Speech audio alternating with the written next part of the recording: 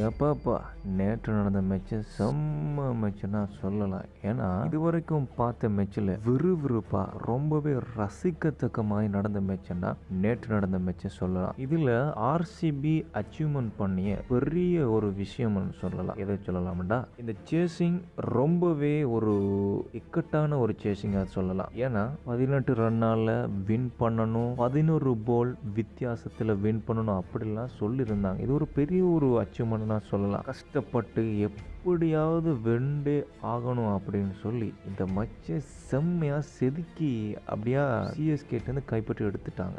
குறிப்பா அந்த டூப்ளசிஸ் எடுத்த அந்த கெச்சு, சூப்பர் கெச்சு, அது சூப்பர் கேட்சுன்னெலாம் சொல்ல முடியாத டெரர் கேட்சுன்னா சொல்லலாம். ஏன்னா அப்படி ஒரு கேட்சை நீங்கள் இமேஜினே பண்ண முடியாத அளவுக்கு அந்த கேட்சியான்னு சொன்னால், அந்த ஃபுல் டோஸ் பந்துக்கு சார்னர் அடித்த அந்த ஷாட் ரொம்பவே கொஞ்சம் பவர்ஃபுல்லாக இருந்ததால் அந்த கேட்சை பிடிக்கிறது சாதாரணமாலாம் பிடிக்கலாது.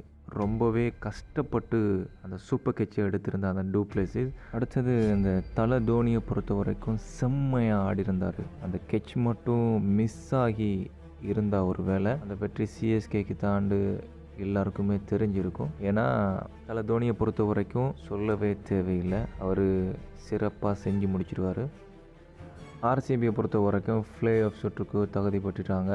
இதே ஆட்டம் கடைசி வரைக்கும் இருந்தால் ரொம்பவே நல்லா இருக்கும். இந்த ஆட்டத்தை நாங்கள் எதிர்பார்க்குறோம் அப்படின்னு சொல்லி ரசிகர்கள் கூக்குரலிட்டு சொல்லியிருக்காங்க.